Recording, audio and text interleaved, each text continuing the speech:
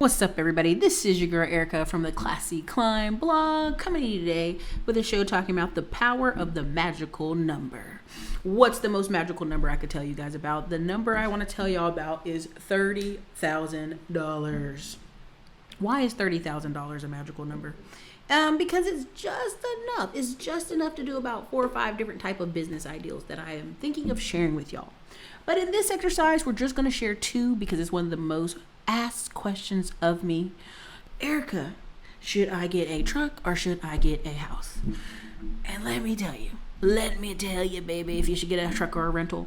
A lot of you are saying, man, Erica, I'm seeing all these trucking receipts and this money, but they're not seeing the big repairs. They're not seeing the numbers on the truckers' pay and also their high over turnover rate. So let's break it down for you guys. Again, for me, in this time, I think it's vital to have a place to lay your head, okay? So I'm going to give you the numbers, and then I'm going to give you my overview. I still would go with number 1 if I didn't have my own house or my own rental property or a multifamily rental, which you can learn more from Baltimore's finest, Charm City Buyers. You can learn more from from my other friend Kendra Barnes, and you can learn more from several other people that I'll list here, and they'll also be in the description below. Why housing is so vital and important. Not only just the benefits of home ownership, but also the benefit to do multiple things. Okay. For me, it's be able to do Airbnb. For me, it's able to rent it out long term, or, there's a lot of different things you can do. And also, if you had to refinance and take money out of your house, you could. Now, flip side, let's put it on a truck. Okay. So 30,000. Why is 30,000 a really big number for me? You could buy a truck almost cash out for 24,000 right now. A used really good truck, $24,000 to $30,000 right now in San Antonio, Texas. With $30,000, you could put money down for a home.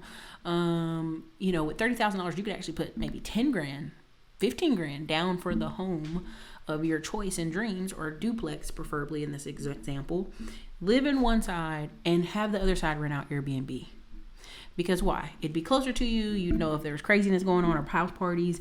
And 2, you could get a cleaner over there faster rather than later. Okay? Let's just break down the numbers. And hopefully right now Peter will have on the left-hand side of the screen a write out so you can see what I'm talking about. If I had $30,000 and I went to go find a truck of my dreams or a used truck of my dreams, and let's say, just for hypotheticals, some people are charged 25%. A lot of people without CDLs are charged 25% down. So a $30,000 truck, that'd be $7,500. Okay.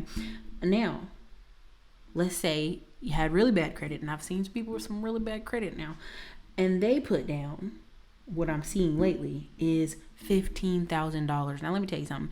If they're asking you for $15,000 down on a $30,000 truck, and then you still have about like 1,500 monthly payments, ooh, honey, you're getting way overcharged. And I would either say try some things to clean up your credit, or see if you can get a cheaper truck, or see if you can pay for a truck right out cash. Like, If it's truck's $30,000 and you got $30,000, I wouldn't want to do that. I'd say find a $24,000 truck and then use that money. But I've been seeing that. I'm just giving you a heads up and seeing some high interest stuff lately. So long story short, let's say we use 15 grand of our money, half of our money, to get the truck.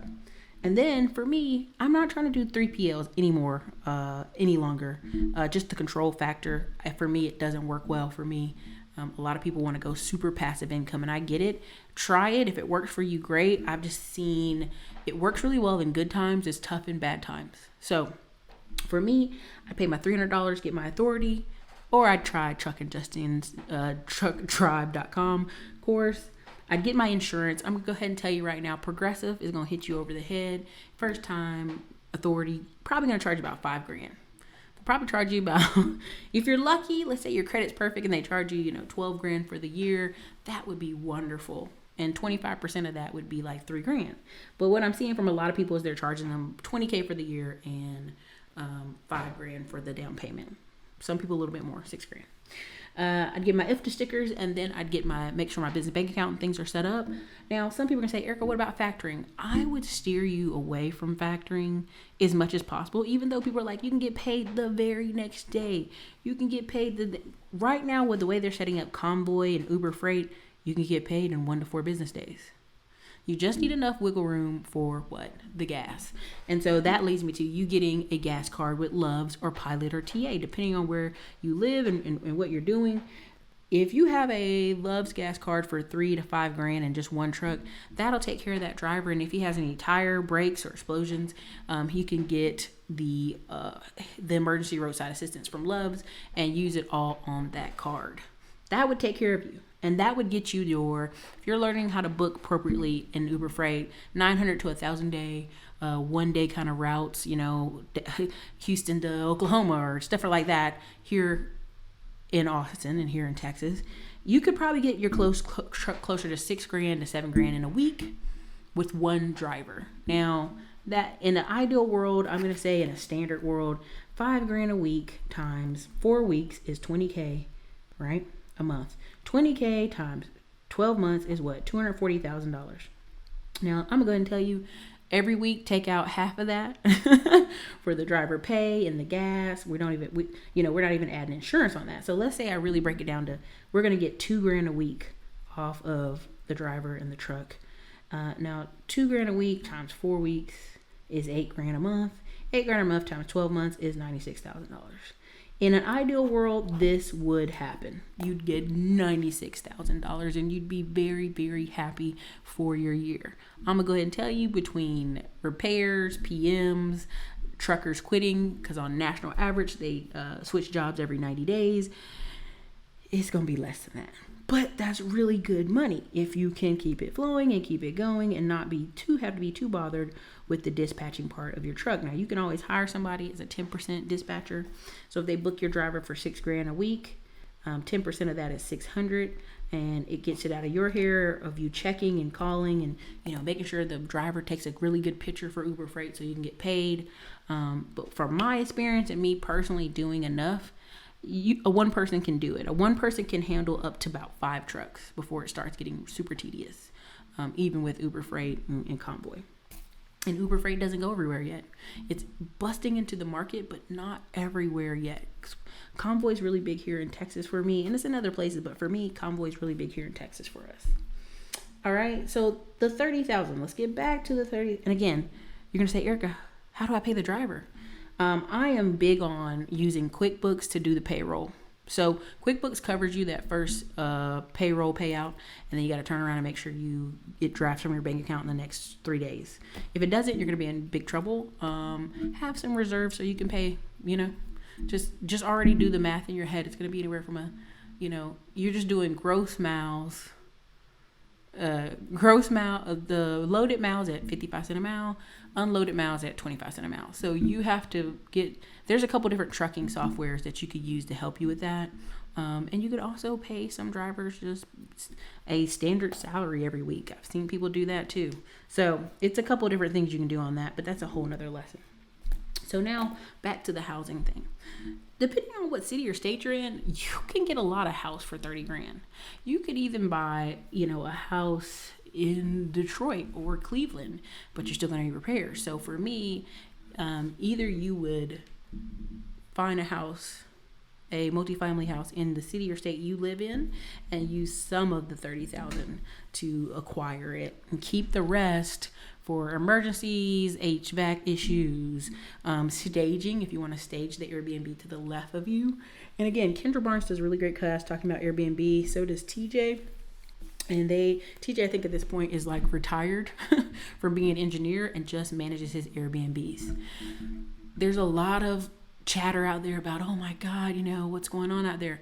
Airbnbs did amazingly well throughout the COVID. You had places like North Carolina, South Carolina, Florida, the beach areas, all completely booked. Now, wait till next year, but you're going to hear about how all these Airbnb people made a killing. Another option is Roofstock. Roofstock.com talks about how, 50% of millennials are buying homes across country. and getting, that money from rentals. And you can do that via roof stock. You can buy properties that already have tenants in them in another area. But you're going to say, Erica, you only got 30 grand. Yeah, if the property you find is 40 or 60, you could go to your bank and propose that. You could also get another line of credit from your bank that will kind of close the gap on that. So it's a couple different choices you can do with that. But if you want that true breakdown, that's the best breakdown I can give you about the truck and the breakdown of the property. Because right now, what I'm looking for in Houston, you're talking about places renting for $180 a night.